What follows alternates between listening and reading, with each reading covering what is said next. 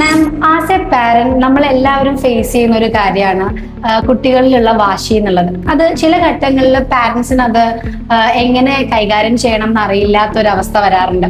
ശരിക്കും ഏത് അവസ്ഥയിലാണ് ഒരു ബിഹേവിയർ തെറാപ്പിസ്റ്റിനെ പാരന്റ്സ് സമീപിക്കേണ്ടത്? ഈ പിടിവാശി എന്നത് നമ്മുടെ കുട്ടികളുടെ വളർച്ചയുടെ ഒരു ഭാഗമായ സാധാരണയായ ഒരു പ്രതികരണമാണ് പിടിവാശി എന്നുള്ളത്. ഇത് എപ്പോഴാണ് പ്രശ്നമാകുന്നതെന്ന് വെച്ചാൽ ഇവന്റെ ഡെയിലി ആക്ടിവിറ്റീസിനെ ബാധിക്കുമ്പോഴോ, അല്ലെങ്കിൽ ഇവനെ നോക്കുന്ന മാതാപിതാക്കൾക്ക് ഒരു പ്രശ്നമാകുമ്പോഴോ, ഇവന്റെ കൂടെയുള്ള സഹോദരങ്ങൾക്കോ അല്ലെങ്കിൽ ഇവനെ കെയർ ചെയ്യുന്ന ആൾക്കാർക്കോ ഒരു പ്രശ്നമാകുമ്പോഴോ ആണ് നമ്മൾ ഒരു ബിഹേവിയർ തെറാപ്പിസ്റ്റിനെ സമീപിക്കേണ്ടത്. ഇത് നമ്മുടെ ക്ലിനിക്കിൽ നിരന്തരം വരുന്ന ഒരു കേസാണ്. എന്തൊക്കെയാണ് ഈ പിടിവാശികൾ കാണാൻ കഴിയുന്നതെന്ന് വെച്ചാൽ വളരെയധികം കരയുക, ഉപദ്രവിക്കുക, ക്ലാസ് റൂമിലാണെങ്കിൽ ടീച്ചർമാർക്ക് മാനേജ് ചെയ്യാൻ പറ്റാതെ വരിക എന്നിവയാണ് പിടിവാശിയിലുള്ളത്. അപ്പൊ നമ്മൾ ഇത് ഒട്ടും വെച്ച് താമസിപ്പിക്കാതെ ഒരു ബിഹേവിയർ തെറാപ്പിസ്റ്റിനെ കാണിച്ചാൽ നമുക്ക് നല്ല രീതിയിൽ ഒരു പരിഹാരം ഉണ്ടാക്കാൻ സാധിക്കും.